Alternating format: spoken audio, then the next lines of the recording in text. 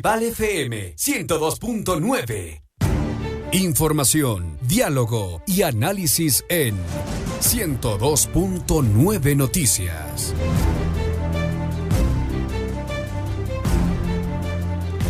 Son las 18:05. Avanzamos en 102.9 Noticias. Le damos ya la bienvenida y le saludamos al coronel Renato González, desde el director general del Instituto de Seguridad Social de la Policía Nacional, el ISPOL.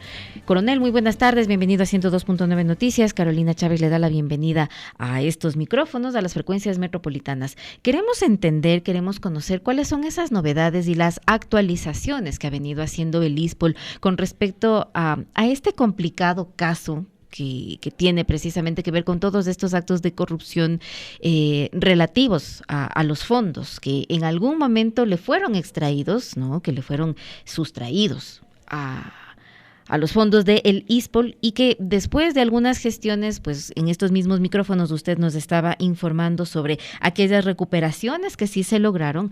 Ya nos va a decir qué cantidad es la que se recuperó, pero qué es lo que está sucediendo en este momento en función de decisiones tal vez jurisdiccionales, internacionales, incluso, que están queriendo revertir aquello que ya se logró. Muy buenas tardes. Buenas tardes, Carolina, y un saludo cordial a toda la audiencia de Radio Municipal. En el caso ISPOL, que tiene varias aristas, porque algunas personas a veces se confunden y piensan que el tema ISPOL es un caso en particular, y no es así. Se han dado algunos avances, sobre todo en el ámbito extranjero. ¿A qué me refiero? La justicia norteamericana tiene ya 2 sentenciados. Uno de ellos es John Luzuriaga, que era el exdirector de riesgos del ISPOL, quien asumió haber recibido sobornos de Jorge Chérez Miño por el monto cercano al $1.300.000, y por lo cual ya recibió una sentencia de 5 años de prisión y 3 años de vigilancia controlada. Y el otro es Luis Álvarez Villamar, el exgerente de operaciones del DC Vale y también exintegrante de la Bolsa de Valores de Guayaquil, quien recibió 26 meses de prisión y alrededor de 2 años de libertad controlada. En ese sentido, la defensa de Luis Álvarez Villamar, el abogado Petrosi, presentó en días anteriores a la Corte norteamericana un pedido de reducción en 1/3 de la sentencia que él ya recibió. ¿Qué nos llama la atención de este documento que está en inglés? 2 aspectos fundamentales. El primero es que se reconoce la colaboración que Álvarez ha entregado tanto a la Fiscalía norteamericana como a la ecuatoriana para que se conozca los entretelones de esta mega trama que se llevó del ISPOL alrededor de $950 millones, pero destacando que hay otros altos oficiales de la Policía Nacional involucrados, cuyos nombres para nosotros es muy importante conocerlos y sobre todo sus niveles de participación. Y el tema que no deja de ser sorprendente, pero que sí confirma lo que nosotros siempre hemos manifestado, que esto se trató de un claro caso de crimen organizado político, económico, transnacional, es cuando Álvarez afirma que él contribuyó con información pese a conocer de personas que fueron asesinadas por colaborar o intentar colaborar con la justicia norteamericana y ecuatoriana. Eso es lo novedoso, se podría decir, de este asunto, que ya hablamos de asesinatos y con ello se desbarata esa teoría que en su momento presentaban los principales involucrados del caso ISPOL por allá en el año 2020, que hablaban de que esto se trataba de un simple escándalo público. Vemos que no es así, que se trata realmente de una estructura muy bien organizada que operó al interior del ISPOL y también con la participación de los organismos de control. Ahora, ¿cómo surge, digamos, toda esta información y cómo complica el caso? Porque lo que usted nos menciona ya, hablar de personas que habrían perdido la vida habiendo estado involucradas en toda esta red de corrupción, como usted ya nos ha venido comentando precisamente en estos micrófonos, lo que le consultaba, ¿cómo lo complica? Porque ya hay delitos adicionales y que entendemos son bastante más graves. El problema de enfrentar al crimen organizado es que este nunca viene de frente. Siempre utiliza estructuras de manera supersticia. ¿A qué me refiero? Tienen cooptadas instituciones y dentro de las instituciones a personas. Entonces, de seguro para el crimen organizado hay policías, hay militares, hay jueces, hay fiscales, pero también hay políticos trabajando para ellos. ¿Qué implica eso? Que se granjean niveles de impunidad. Mire que en Estados Unidos yo le hablo de 2 autores confesos ya sentenciados y el señor Chérez está declarado prófugo de esa justicia. El problema en Ecuador es que no tenemos ni un solo sentenciado. Han pasado 3 años, están alrededor de 20 investigaciones en diferentes etapas preprocesales y procesales, pero ni siquiera estamos en un juicio. Hay el caso de peculado por 216 millones de dólares que le ha llevado a la jueza Irene Pérez más de un año el avanzar en la audiencia de evaluación y preparatoria de juicio y todavía no la concluye. Y es una jueza demasiado benigna con estos potenciales victimarios, pero atentando a los derechos de las víctimas, que somos 90,000 familias de la Seguridad Social Policial, al punto de que constantemente se suspenden por cualquier pedido de las defensas técnicas de estos procesados. Hablando de las audiencias. Hablando de las audiencias, mire, empezó el año anterior esta audiencia y vamos 1 año y medio y no lo concluye. Está citada para el día lunes a las 9:30 y ojalá, me voy a tener que encomendar a todos los santos, a la doctora Irene Pérez, tenga la valentía para ya no dar más oportunidad a todas estas dilatorias, porque que se enferme un abogado, que se cambia la defensa, que la Defensoría Pública no está preparada. Son innumerables de argumentos los que se utilizan, pero en definitiva, ¿qué ocurre? Que las audiencias no concluyen. Ya se dio la primera parte, es decir, cuando ya se descartaron vicios procesales.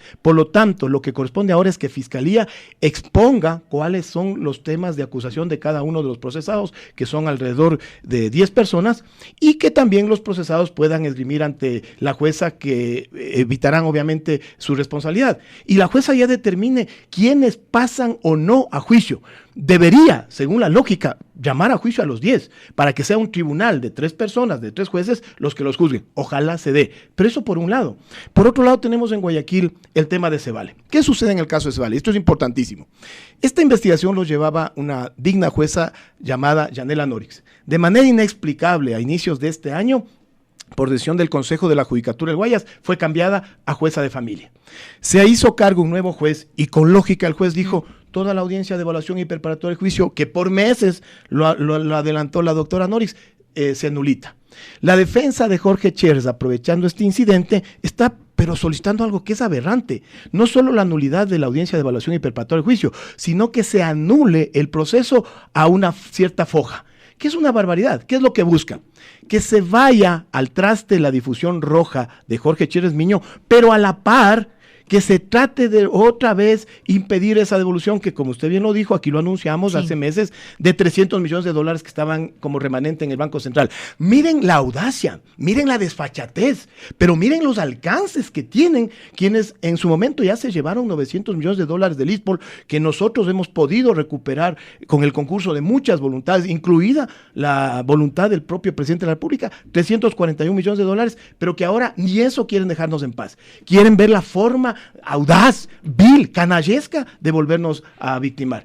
Y el otro tema, en el mismo caso de Cevale, es de la señora Oriana Rumbea. Ella es la única que tiene arresto domiciliario, porque el resto de procesados están con presentación periódica y provisión salida del país. Meses atrás planteó ella un habeas corpus que le fue concedido y salió en libertad. Nosotros apelamos eso ante la Corte Nacional, ganamos la apelación y por lo tanto tenía que regresar al arresto domiciliario. Sin embargo, ella planteó una acción extraordinaria de protección ante la Corte Constitucional, la cual le fue negada. Para nuestro criterio, y jurídicamente así es, eso se dio por terminado. Volvió al arresto domiciliario, sin embargo, ha vuelto a plantear un nuevo recurso de habeas corpus. Y escúchenme bien los que están atentos. El nuevo tribunal, donde está integrándolo uno de ellos, el doctor Juan Carlos Paredes. ¿Quién es el doctor Paredes? El famoso juez del Chucky Seven, pues, que todavía ejerce en Guayaquil. Y este sujeto con los otros jueces abren una posibilidad que yo no la he visto nunca. Prueba nueva en un habeas corpus. ¿Qué prueba nueva puede haber en un habeas corpus? Estoy muy claro a lo que están apuntando. El día lunes tiene que resolverse ese habeas corpus. Lo más probable que suceda es que le levanten el arresto domiciliario de la mansión en la que pasa cumpliendo esta medida cautelar la señora Oriana Rumbea. ¿Es eso justo, me pregunto yo? Ahora, coronel, es importante también consultarle qué expectativa tiene la Policía Nacional, los afiliados del ISPOL, los jubilados del ISPOL, con respecto a estos hitos que usted nos viene marcando con respecto al caso, lo que se ha logrado, los 300 millones de dólares que en efecto recordábamos, usted esa tarde vino aquí y decía, tengo 300 millones aquí en un cheque, y bueno, estábamos muy contentos precisamente por esos resultados que usted había alcanzado. Sin embargo, este retroceso que se está buscando desde la parte acusada, y entendemos es Jorge Chérez, por supuesto, tiene el objetivo de no solamente revertir todas las acciones jurídicas que están atrás de él, sino la reversión de esos dineros. ¿Qué expectativa le consultaba a usted, coronel, tiene de las acciones que vaya a tomar la justicia con respecto a lo que ya se ha avanzado, a lo que en este momento y entendemos, ¿no? Le quisiera preguntar después qué ha sucedido con esos 300 millones de dólares que le eran indispensables para las prestaciones de los afiliados y jubilados del ISPOL, pero ¿qué espera usted de este día lunes? ¿Qué espera de estas autoridades que han tenido de alguna forma acceso a los subterfugios de la parte contraria? Nosotros, la verdad es que estamos preparados para lo peor, pero esperando lo mejor. ¿A qué me refiero? La justicia ecuatoriana le debe mucho, no solo a los asegurados del tema ISPOL, al país en general. Ustedes saben cómo se ha prostituido las acciones constitucionales y tenemos una Corte Constitucional que hasta ahora no se despiertan del abuso que los jueces de primera instancia en la justicia constitucional han hecho realizan, de las acciones, ¿no? Para otras cosas son súper ágiles, resuelven en poquísimas horas, pero para estos temas trascendentales que afectan a la vida de las personas, los 9 magistrados de la Corte Constitucional parecen que viven en el Olimpo, no en el Ecuador real. Le decía que nosotros tenemos que dormir no con uno, con 2 ojos abiertos, porque pese a que somos una institución uniformada, la más grande del país, mire que ahora tenemos 60,000 policías en servicio activo, ni siquiera a nosotros se nos garantizan la vigencia de los derechos. Y tenemos que estar atentos. Sabemos a quienes enfrentamos, como le digo, es el crimen organizado en sus diferentes facetas, que tienen estructuras económicas, que tienen estructuras comunicacionales, que tienen estructuras políticas, que les granjean esta impunidad. Pero es una lucha que tenemos que dar. Ya la llevamos por alrededor de 26 meses y continuaremos en esto.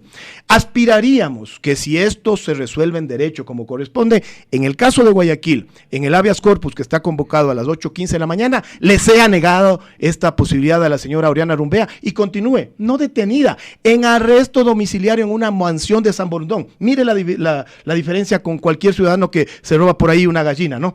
Y el otro tema es que en el caso de esta pretendida nulidad del proceso investigativo que ya concluyó procesalmente, se lo deseche. Pues eso es una barbaridad, es una aberración jurídica. Si hay algún juez que va a dar paso a eso, pasarán los anales de la historia y de la jurisprudencia, pero como un pésimo precedente, y no lo vamos a permitir tampoco. Ahora, ¿no? Preparado para lo peor, nos mencionaba usted, ¿qué acciones legales son las que sí podría llevar adelante el ISPOL en caso de que ojalá no se diese de esa manera en favor, por supuesto, de los afiliados y de los jubilados del ISPOL, pero qué sucedería si es que de alguna manera se atiende a ese requerimiento de su contraparte? Nosotros obviamente presentaremos las apelaciones del caso como corresponden y todos los recursos horizontales y verticales a los cuales podemos tener acceso, pero no vamos a permitir. Aquí tiene que entenderse una cosa. Nosotros no estamos pintados sobre la pared, ni vamos a permitir un atropello más a la seguridad social policial. Ya mucho le hicieron al robarse 950 millones de dólares y hasta ahora no tener un solo responsable en una cárcel ecuatoriana. No lo vamos a permitir, estamos muy unidos, contamos con el respaldo del mando institucional. Yo tengo que reconocer las constantes comunicaciones tanto del señor ministro del Interior, el ingeniero Juan Zapata, de mi comandante general, de todos mis generales, y cuando tiene oportunidad en su agenda presidencial también el señor presidente de la República. Han tenido pronunciamientos favorables precisamente. Así es, en Guayaquil, con mire que con la grabación de los 1.500 policías fue el momento propicio para entregarle una condecoración, que lo que hacía es hacer un acto de justicia por el apoyo que nos ha brindado justamente para esta recuperación de 341 millones de dólares, que respondiendo a su segunda interrogante, ¿para qué se ha utilizado? Para todas las prestaciones a las que tienen derecho los familiares, los derechohabientes y también los propios asegurados. ¿A qué me refiero? Sobre todo a la pensión de retiro. Nosotros tenemos que atender mensualmente a casi 25,000 policías en servicio pasivo, que representa una carga en valores cercano a los 32 millones de dólares que pagamos en pensiones. Y lo hemos cumplido puntualmente, pese a que cuando nos hicimos cargo, en caja teníamos solamente 50 millones de dólares que nos permitía cubrir 2 meses. ¿Por qué se recuperó la liquidez? Por esta prioridad que el gobierno nacional tuvo con el ISPOL en la transferencia de recursos de los aportes patronales y personales lo más puntual posible, y que nos permitió inclusive el año anterior volver a otorgar créditos cercanos a los 600 millones de dólares. ¿En qué más se ha utilizado? En repotenciar los centros de salud. Ya se inauguró hace pocas semanas el centro de salud de Ambato, está por inaugurarse igual el centro de salud del Tena, continúa en agenda el centro de salud de Zamora, y está previsto que alrededor de estos meses que vienen en el año 2023 se puedan atender casi 20 centros a nivel nacional. Y es el momento oportuno también de hablar de la construcción de nuevos hospitales para la Policía Nacional. Ya hemos tenido reuniones del más alto nivel, porque cuando ingresan 8,000 policías, implica cuadruplicar el número de atenciones en el servicio de salud policial. Pero cuando hablamos de que en los próximos 3 años van a entrar 30,000 policías, son 120,000 personas, que sumadas a las 200,000 personas que ya atiende el servicio de salud policial, con la actual estructura resulta insuficiente. Entonces es necesario construir unos 3 hospitales para la Policía Nacional. Todos esos recursos provienen de los $300 millones que acabamos de recuperar hace pocos meses y que estos audaces, infames y fascinerosos nuevamente pretenden retirarnos. Esto es indispensable que lo tome en cuenta entonces los jueces y las personas que están a cargo del caso que está siguiendo, por supuesto, el tema del ISPOL. De todos modos, y si tuviesen, digamos, una decisión desfavorable, perdóneme que utilice el término coloquial, igual esa plata ya no está, ya fue invertida, ya está colocada, ya está tomada en cuenta. ¿Eso se podría revertir, se debería revertir en caso de que haya una decisión de ese En primer estilo? lugar, nosotros no descartaríamos presentar una denuncia inclusive por prevaricato contra algún juez que ose tomar una decisión en ese camino. ¿Por qué? Porque es inconstitucional. Son recursos de la Seguridad Social Policial. Lo que recuperamos del Banco Central precisamente fue transferida a nuestras cuentas y eso ya fue distribuido a los diferentes seguros y ha sido utilizado en las diferentes prestaciones que les acabé de enumerar. Pero donde que pretendieran estos sinvergüenzas, porque hay que decirlos por su nombre. Aquí lastimosamente vemos por ahí a un presidente del Consejo Nacional de la Judicatura que se dedica a hacer unos bonitos videos, no sé con qué finalidad, pero esto que es lo medular, no le prestan atención.